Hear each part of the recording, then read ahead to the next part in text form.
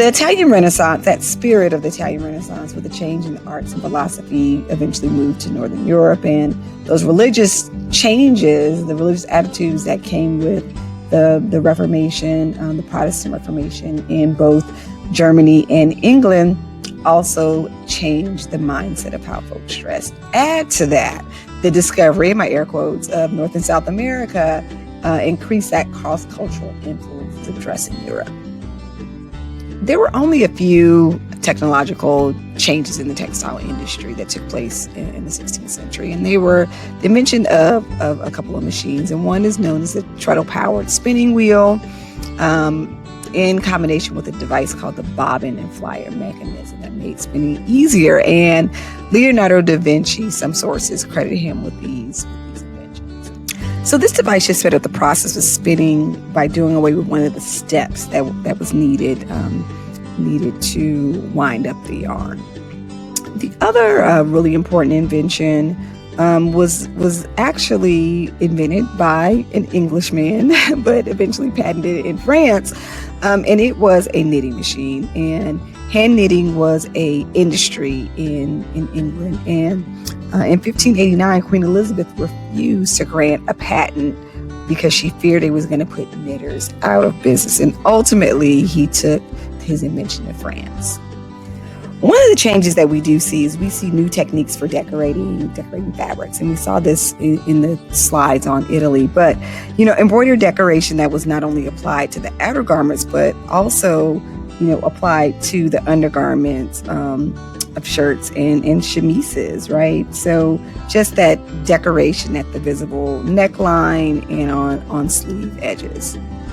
The most fashionable of this type of embroidery is what is known as Spanish work. And it originated obviously in Spain and it spread throughout the rest of Europe. And this embroidery consisted of delicate black silk figures worked onto fine white linen. And it was often applied to the neckband and wrists of men's shirts and also to women's chemises.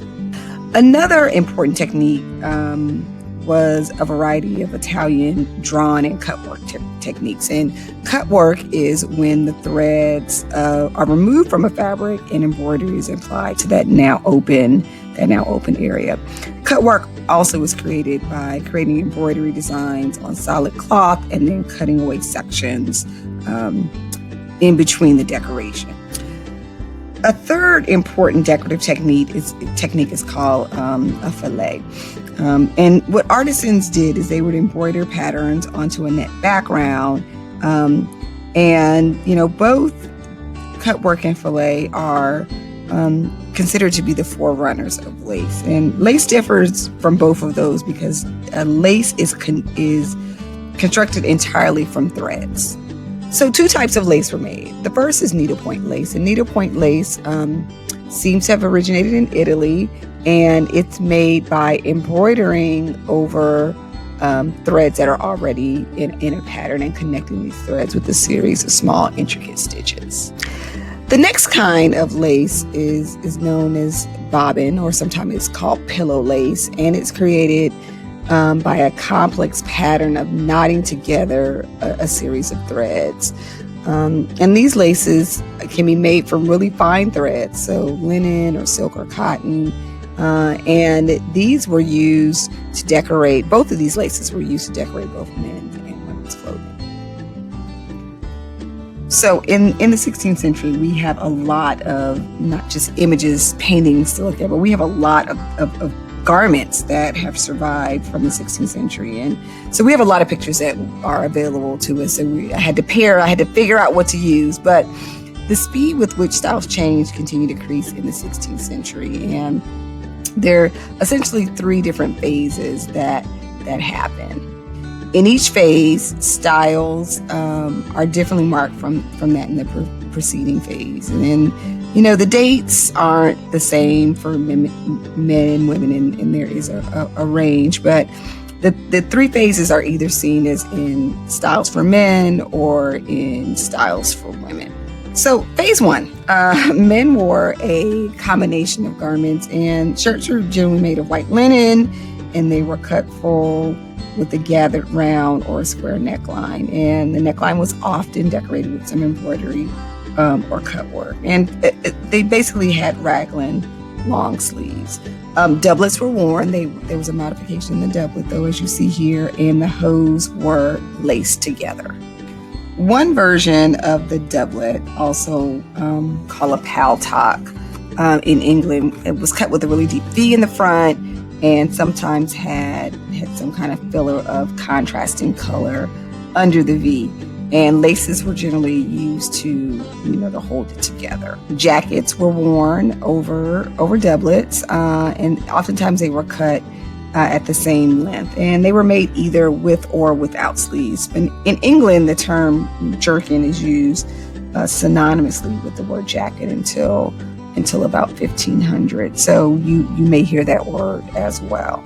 In that first phase, styles had a relatively slender silhouette, and in the second phase, it emphasized a lot of fullness in the construction of the garments, with large, bulky, puffed areas, right? And garments were, had some ornamentation with, decorative slashings or panes, which are just like these narrow strips of fabrics that we see here, and contrasting lining.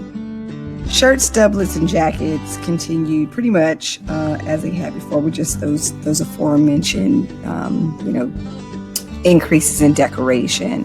Men can continue to wear hose, but the hose, instead of being connected to the doublet, were now connected to cod pieces. I just like saying that word, and it's just a pouch of fabric for the genital area that was sewn into the garment. In this last phase, in this final stage of evolution, the collar of the shirt became a small ruffle.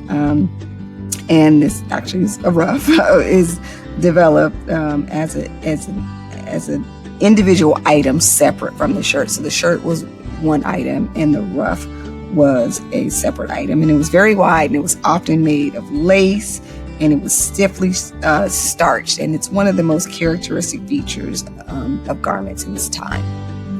The neck of the doublet was cut high, but its shape and finish kind of varied.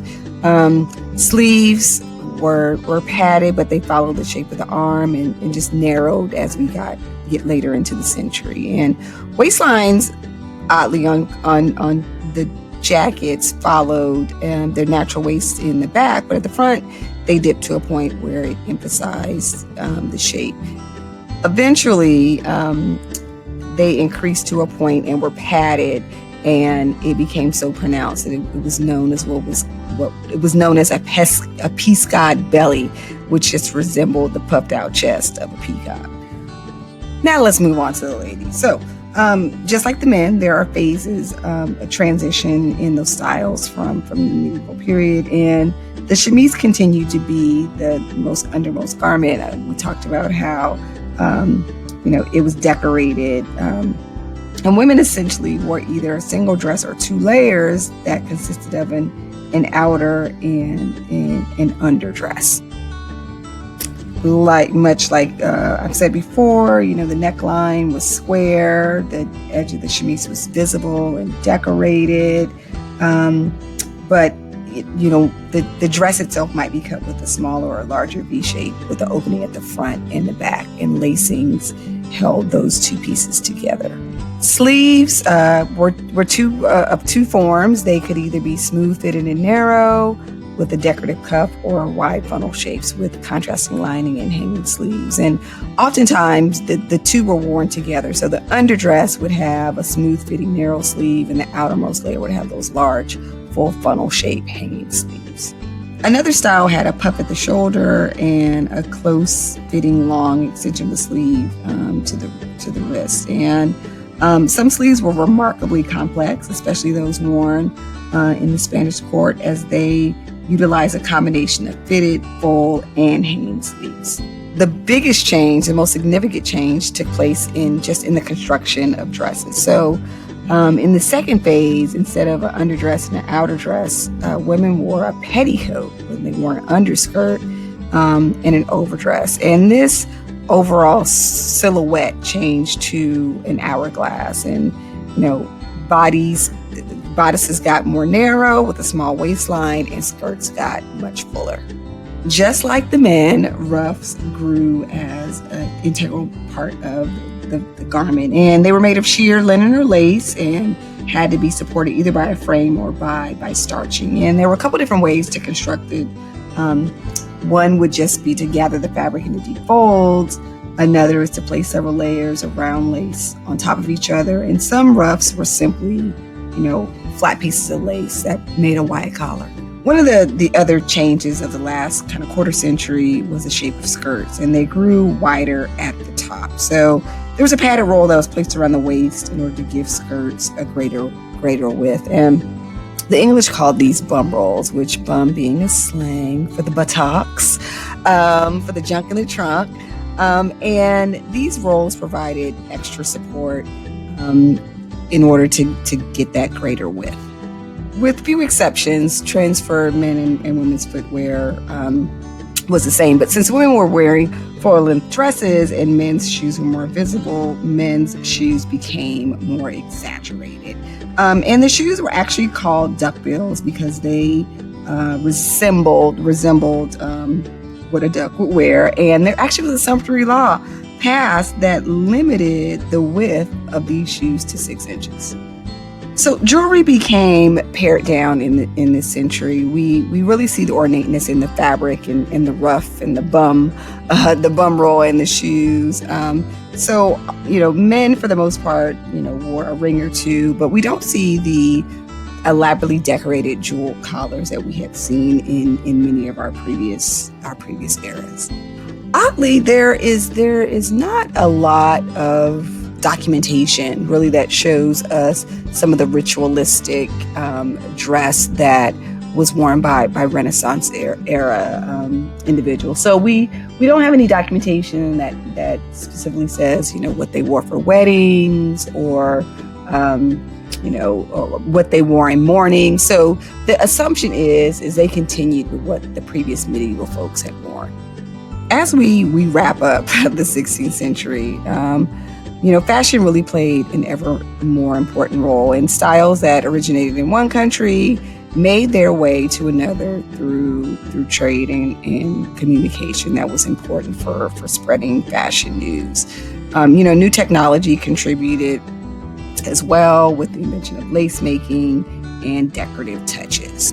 And as always, cross-cultural influences continued. They continued from European country to European country, still with the influence of the East and the new influence of the newly found world.